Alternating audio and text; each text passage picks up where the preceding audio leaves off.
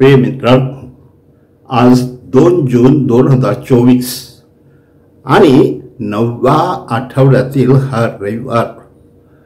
आजच्या दिवशी आपण येशूच्या अतिपवित्र शरीराचा आणि रक्ताचा सण साजरा करतो आणि त्या अनुषंगाने आपण एक ऐतिहासिक कथा पाहूया की 1969 साली ज्या वेळेला नील आर्मस्ट्रॉंग हा चंद्रावर जात होता, त्याच्या बरोबर ॲल्ड्रिन बझ हा त्याचा मित्र त्याच्या बरोबर होता.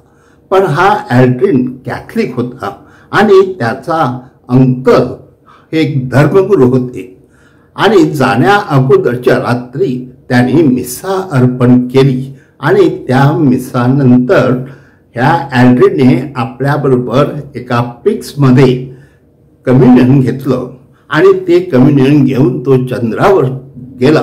जेव्हा तो पोहोचला तेव्हा त्याने त्या कम्युनियनचा स्वीकार केला आणि देवाचे आभार मानले की तू माझ्या आत्मिक पोषणासाठी मला ह्या ख्रिस्त शरीराद्वारे शक्ती आणि सामर्थ्य देत आहे. मी तुझे आभार मानतो, माझं रक्षण कर. प्रिय मित्रांनो, आजच्या पहिल्या वाचनामध्ये आपण पाहतो की परमेश्वर मोशेला 10 आज्ञा देऊन त्याला सांगतो आहे की मी तुमच्या बरोबर करार करीत आहे. तुम्ही माझे लोक आणि मी तुमचा परमेश्वर. आणि लोकांनी ह्या 10 आज्ञा पाळाव्यात म्हणजे त्यांचा करार पूर्ण होईल. आणि त्यानंतर माझ्या प्रिय बंधनो, आपल्याला जाणवते की लोक आपल्या परीने प्रयत्न करतात, परंतु काही प्रमाणामध्ये हे यशस्वी होत नाही. हा देखील इतिहास आपल्याला ठाऊक आहे. आज माझ्या प्रिय बंधनो, हिब्रू ह्या पुस्तकामध्ये आपल्याला लेखक सांगत आहे की प्रभू येशू ख्रिस्ताचं शरीर आणि रक्त हेच आपल्याला खरं सामर्थ्य आणि शक्ती देत आहे. परंतु माझ्या प्रिय बंधनो, अशा पद्धतीने आपण ह्याकडे पाहत असताना देखील आपल्याला आठवण करून देत आहे की ते एक शारीरिक भोजन होतं, परंतु हे एक आत्मिक भोजन आहे. आणि परमेश्वराने केवळ एखादा बकरा कापून किंवा एखादं कोकरू कापून त्याचं मांस आपल्याला दिलेलं नाही, तर साक्षात प्रभू येशू ख्रिस्ताने स्वतःचं समर्पण करून आपल्याला आपल्या स्वतःचं जीवन समर्पित करण्याची कल्पना दिलेली आहे आणि ते मोलाचं आहे.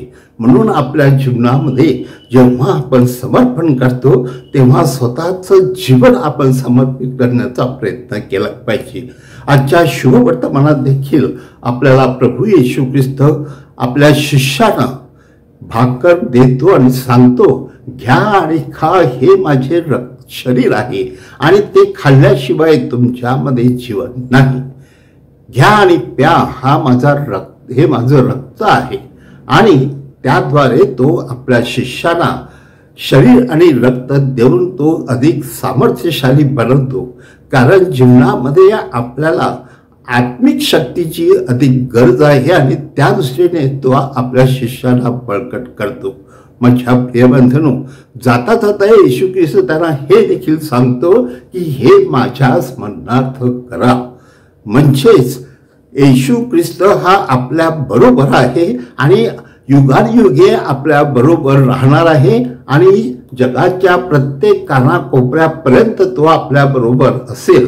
म्हणून तो आपल्याला हा आदेश देतो. आणि म्हणून प्रत्येक वेळेला जेव्हा आपण देवळामध्ये ही मिसा अर्पण करून त्याचं स्मरण करतो, त्यावेळेला आपण लक्षात ठेवलं पाहिजे की परमेश्वर हा मला त्याचं आत्मिक भोजन देतो आणि त्याद्वारे मी मना, हृदयाने आणि शरीराने देखील बळकट होऊन माझं अध्यात्म अधिक विकसित होतं, माझं व्यक्तिमत्व अधिक प्रभावी ठरतं.